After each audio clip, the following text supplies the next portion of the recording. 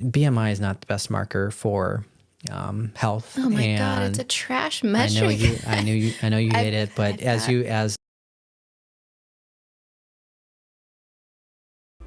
Hello and welcome to the New School OBGYN podcast, a podcast in women's health, but for everyone. Our goal is to promote good and reliable knowledge because the source of your information matters. My name is Rebecca Fansler, and today I have with me Dr. Eric Schmidt. Hi. Hey, sorry I stole your show. It's okay, I'm delegating. It's great. I love to see it. Hi, everyone. My name is Rebecca Fansler. I'm a pre- and post-natal exercise specialist. I also have degrees in biomedical sciences, psychology, and a master's in regulatory science, and I'm also a personal trainer. Perfect. What are we talking about today, Becky? Today, we are going to be talking about weight gain during pregnancy. It's a sensitive topic for a lot of people, whether you're pregnant or not.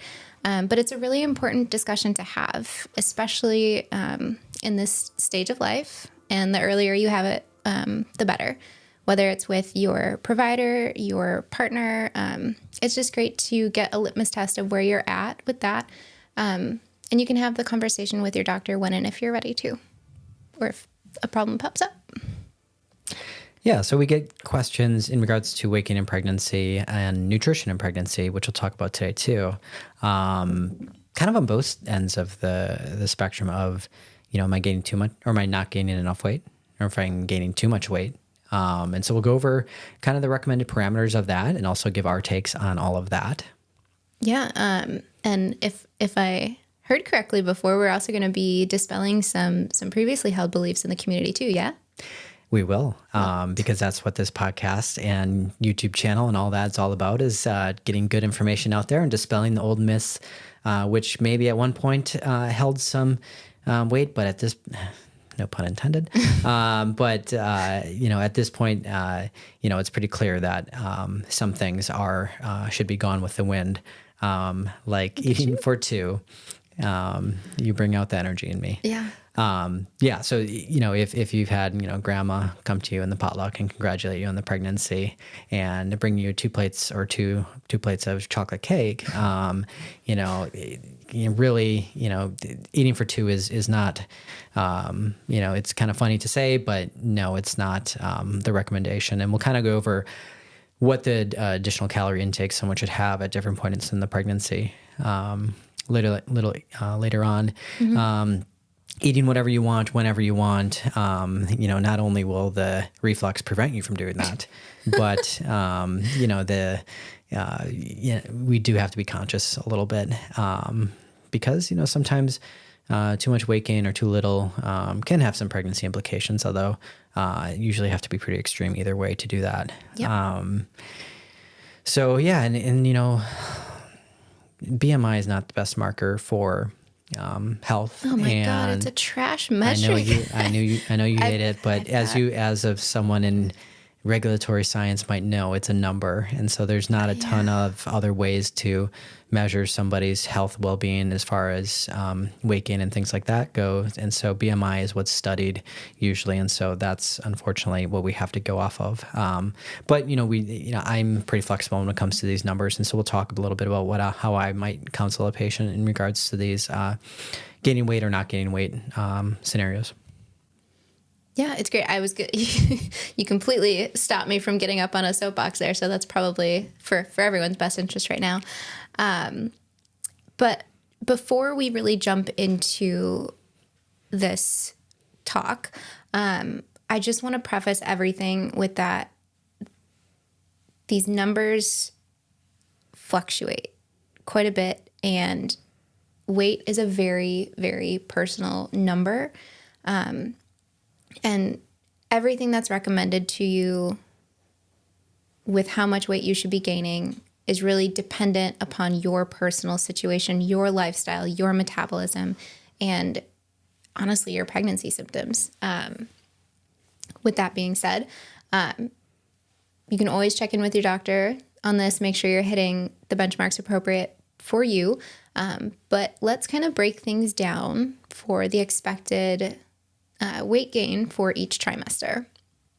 So in the first trimester, you're really not going to see that number move in either direction really too much. It's also usually not very necessary. And like I just said, it's very dependent on your lifestyle you're entering pregnancy with, how active you are, what your diet is like, your metabolism, and your pregnancy symptoms. You know, if you've got really severe morning sickness, nausea, vomiting, all of that, you probably won't see very much weight gain. You might actually lose a little bit of weight too, right? I would say probably more commonly, usually see people lose weight, just given the dehydration, the nausea, not eating what you normally are able to eat, the fatigue. Usually it's a little bit of weight loss in the first trimester, and that's usually okay. Just have the conversation with your doctor about it and kind of know your starting weight going into the pregnancy, to know if we need to take any more action. So first trimester, don't expect a lot of weight gain. Don't really want to see you gain that, designated amount of weight, which we'll talk about here in a second, that we kind of like to see in the latter second and third trimester. Yeah. So with the first trimester, if you're gaining anything, it's probably going to be roughly 2 to 4 pounds. But in the second trimester, you're going to be gaining a little bit more. So typically you're gaining roughly a pound or so a week, for a total of about 12 to 14 pounds.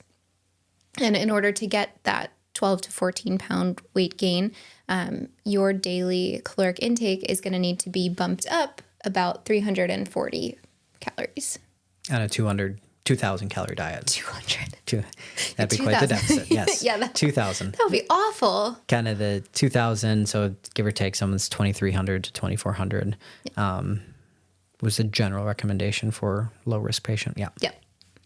And then with the third trimester, your weight gain is going to still be in a very similar range with around a pound per week.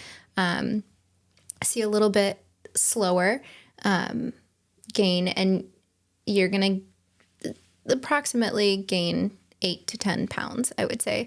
And to support that, because your caloric intake is actually going to increase from second trimester, even though you might not see those numbers go up quite as much. So it's going to be bumped up to an additional 450. And fun fact, you already know this, but our audience might not. If you are breastfeeding after baby shows up, you're going to need an extra 500 calories. Breastfeeding is a big calorie burner. Yeah, I believe it. Yeah. It's a lot of work. One of the benefits. And so again, typical what we see in clinic, I would say, again, if you're in your second trimester, generally starts around 14 weeks, goes to 28 weeks, give or take. And so the patients are usually not gaining a lot of weight, even in that first half of the second trimester. So if someone's 20 weeks and they're coming to see me and they're like, oh, I've noticed my weight's kind of the same today. It's like, okay, that's okay. Usually after 24 weeks or so, you'll probably see that start to increase. Yeah. Or the first part of the first trimester, usually not, or the first half of the first trimester, usually not gaining weight. And usually that pound per week is coming usually at the latter half of the second trimester and into the third trimester. So yeah, it's flexible. It's a guideline. It's not anything that's very strict and say, oh my gosh, I'm not gaining that pound per week because, as we all know, you hop on the scale before you eat or drink anything at, 7 a.m. That weight is going to be much different than that weight, or at least it is for me, if I weigh myself at 3 or 4 in the afternoon. And that can matter in it too. So we don't perseverate over one, fluctuation a little bit one way or the other. Yeah, no, that's a great reminder. So after all of that, all of those numbers, what we would expect an overall weight gain for a singleton pregnancy, so that's one baby, when you enter your pregnancy at a normal BMI, with no complications or anything that we're looking at, would be about 25 to 35 pounds. And if you've got twins on board, that number bumps up to about 37 to 54 pounds. So it's quite a difference. Yeah. And we'll put on this table that is kind of like the what's out there as far as from our institutions on the recommended weight gain. And so, some of these numbers are definitely flexible. I have patients that maybe have a history of a lot of weight gain in their first pregnancy, 40, 50 pounds potentially. Like, you know what? I don't want to I want to pay more close attention to my weight, try to do things earlier on to try and reduce the amount of the gestational weight gain. And so, it says normal weight individual, but potentially, 25 to 35 pounds is the recommendation based on this, our guidance. But I might talk with that patient, and 15 pounds could definitely be okay for that patient. So it's flexible. And I honestly think a lot of these weights are actually a little bit too high on these general recommendations. But yeah. Yeah. So again, another great reminder, everyone's situation is different. Their needs are different. So while we have this set of guidelines, it's not personalized. It's not tailored to any one individual's situation or their needs. So open that door. And again, I know those numbers can look like a lot, and obviously they are, Yeah. but it's not, don't be out there thinking, oh my God, it's the baby and the placenta. It's so much more than just that, making up that overall weight. It's baby, it's placenta, it's the growing uterus, it's growing breast tissue, it's increasing blood volume, amniotic fluids in mom's tissues and mom's fat stores. So there's a lot going on. Yeah. Yeah. And it's also important, I think, for us to touch on, a lot of this information is for moms entering pregnancies with no, everything's normal.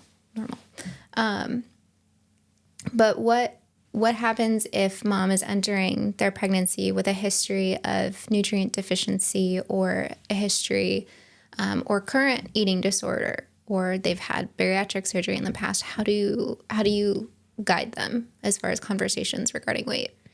It can be a really tough conversation for people, and to be the one to potentially bring it up. And so if your provider hasn't brought these topic up, it might be good to just kind of, disclose these when you're talking about your history. If you were seeing doctors in the past regarding weight loss or had a weight loss surgery, we definitely want to know that. Mm-hmm. If someone's had a history of eating disorder or currently going through one, we definitely want to know that. And so we can do different tests to see how is the nutritional status, how is the different, iron levels, micronutrients. And so we can best optimize somebody either hopefully before, but even during a pregnancy, we can do that too. Because we definitely have time to correct some of those abnormalities if they are there. Yep. And it can take some pretty drastic potential situations to really get a big deficiency. But luckily, we have the time in the pregnancy for seeing somebody in the first trimester to fix a lot of these things. That's good to hear. Another thing I think would be great to do if you're struggling with any of those, or even if you just need a little extra support, is seeking it. So seek counseling, seek support in the way that feels best and most beneficial to you. Talking with your partner or whoever your support person is that you see most regularly. They're a great person to lean on because they are able to observe your eating habits. And if you are struggling with meeting that additional caloric intake, they might be the person that's like, hey, I noticed you might need a snack, or let's go do X, Y, and Z. Take some of that stress off someone's plate. Yeah. That mental load. And so, talk to your provider because they can potentially hook you up to other resources too, whether it's a nutritionist or something like that. Unfortunately, a lot of insurances won't cover a nutritionist unless somebody has a diagnosis like gestational diabetes or diabetes. That's such a bummer. But I mean, you can still try and get in and see somebody, but there's also other resources out there now. Luckily, we can have easy access to those, either if there is a cost, with some apps, but there is a lot of free information out there too, or books. And so you could bring those to the attention of your doctor and say, you know what, would this be good recommendations, and spark some conversation that way.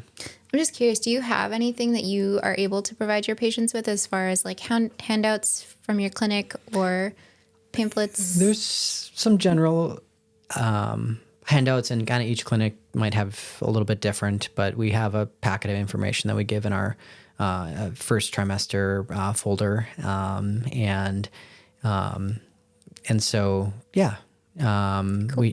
we have that, that people might help direct you on the online, because sometimes you find too many things if you do a Google search, and it might not be the best information, but they can help potentially point you in the right direction. Yeah, Google's great, but it can be really overwhelming sometimes.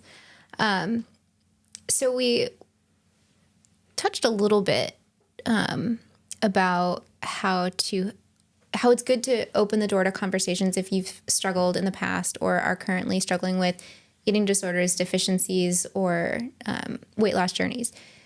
Specifically as it relates to having any of those, all of those, whatever's going on, your nutrient needs might be greater. Your portion sizes might have to be smaller. So the sooner you're able to set up a game plan for yourself, the better, for you and for baby. Because there's a lot going on, and you really want to be able to set yourself up for success. And in previous videos that have come out, you've talked about prenatal vitamins, and prenatal vitamins are fantastic. They are a fantastic insurance policy. Right. But they're not, the end all be all. If you're able to get a good, well-rounded, balanced diet, it's going to go a lot further. Yeah. And I think it's also a little bit easier if you're having a hard time, swallowing sometimes up to 8 prenatal vitamins. Yeah. And you broke down those prenatal vitamins for us now, didn't you? I did. So if someone's listening to the podcast and they aren't aware, we have compiled some, not podcasts, but YouTube videos that are kind of short, quick, informational videos. There's a number of them that are pregnancy related, and we talk about prenatal vitamins. And Becky made a really nice breakdown of a PDF file of prenatal vitamins, what's in it, what if you have this one, you might need to supplement this way. And so that's free, and access to that on that YouTube video about prenatal vitamins. Also the stuff, again, in the gynecology world, like fibroids and things like that, and a lot more coming in those regards. Those videos are great. Thank you. It'd take me a long time. They're worth it. But anyway, back to what I was saying as far as nutrition and weight, and building a well-rounded diet for yourself and having appropriate portion sizes for wherever you are in your nutrition and weight journey are great. You want to make sure that your food is not only fiber rich and nutrient dense and packed with protein, because the benefits go beyond just nutrition. It helps so much with your gastrointestinal comfort and movement. That's a huge thing with pregnancy. And your energy levels, which at times I've heard can be quite the struggle. Yeah. And also fullness. Having that base, that foundation is going to help if you are trying to stay away from sugary or salty or snacks that you just know aren't going to help you build up your nutrient stores. Yeah. And also, like, I have no problem with treats. I love a good treat. But I also know how too many treats can make me feel. Mm-hmm. Which, like, well, if you eat like junk, you can just replace it with AG1, right? Takes away all the worries, the sugar. That's just a little satire for you. That was a joke. Nutrition in pregnancy isn't, besides avoiding a few things, it's not terribly different from, just everyday good, healthy living. Yeah. And so hopefully, and pregnancy can come with its difficulties, and postpartum And so trying to really focus and educate yourself and, advocating for yourself in your prenatal appointments to find more information out or get more resources if you'd like to know more about this. But it's definitely going to hopefully make you feel better to concentrate on like the the fun exercise, the nutrition, and all that. Yeah. So, yeah, I mean, I guess in a moment I'll talk, like we didn't talk a ton about like, why do we care so much? And, with weight loss and pregnancy, as someone might figure, the weight loss, it's less that potentially you might be able to give to baby. But it would take pretty drastic weight loss to really have any concerns around baby. But if we do notice that somebody is losing weight through their pregnancy, especially through the second and into the third trimester, still not gaining the weight that we would expected, we might do additional things like ultrasounds to check the growth of baby. We might, if it's still, excuse me, a lot of kombucha today. If we have growing, if baby's growing small, we definitely, it could go on for a while about, the algorithm of how we treat these things. But yeah, and it's not always baby too. Like mom can be losing weight, and that's usually generally coming from mom, but often baby's growing normally.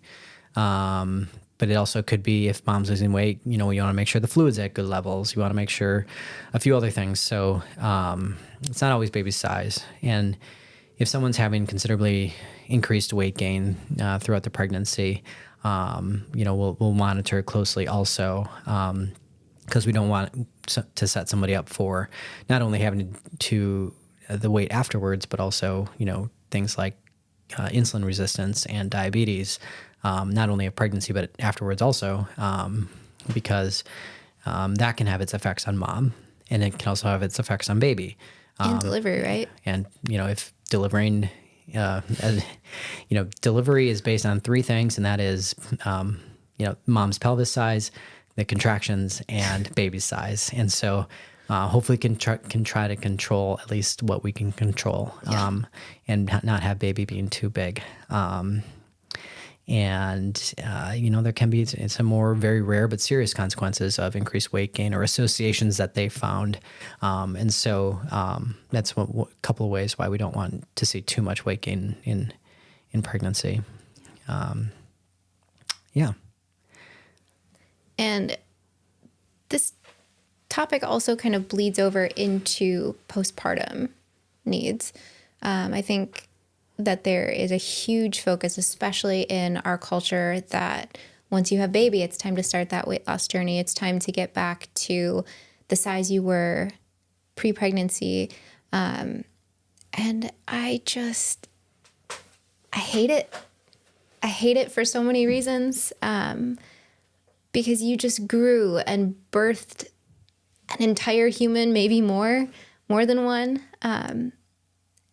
I want to advocate for people to be gentle with themselves and be kind and recognize all that your body has done for you, all that you've accomplished. And truly, I believe that your very, very limited energy stores are much better spent on healing and hydrating and feeding your body, so that when you're ready, you can ease yourself back into an exercise routine and show your body some love. Thank you. You're welcome. My soapbox speech. Yeah. But in reality, not that wasn't reality, you can start this planning for, the postpartum demands, because you're going to be tired, you're going to be exhausted, you're going to be stressed, you're going to be without sleep, and all that is going to potentially make it even harder to feel good. And if it's important to somebody to potentially get back to the health and the image that they want. And so implementing, strategies for trying to manage those things, whether that's with your partner or family or whoever.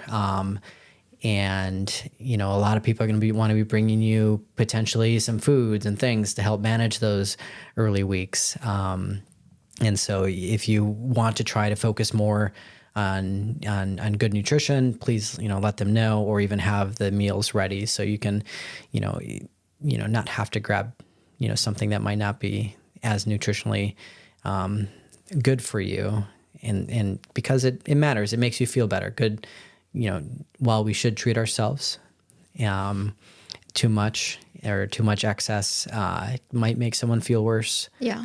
It's already a point that's very fragile after in the postpartum period.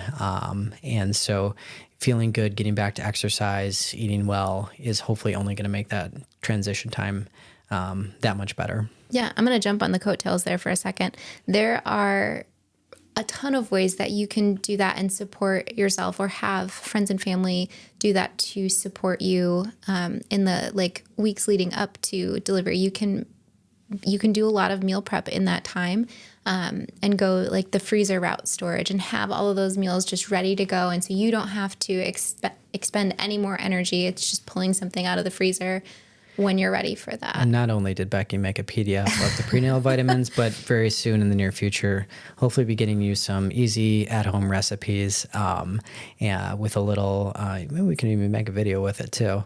But easy things that can help make that transition time or during the pregnancy time a little bit easier. Yeah, that's the goal. Yeah, and that's what this channel is about. Well, thank you for listening, everybody. That's the end of this podcast. Hope you enjoyed. YouTube video will be up also, hopefully in a couple of weeks when I get done editing it. But as always with this information, it is not personal medical advice for audio or video purposes. If you have any personal medical needs or concerns, please talk to your provider, and hope everyone has a good rest of their day. We'll be seeing you soon. Thanks, everyone. Bye.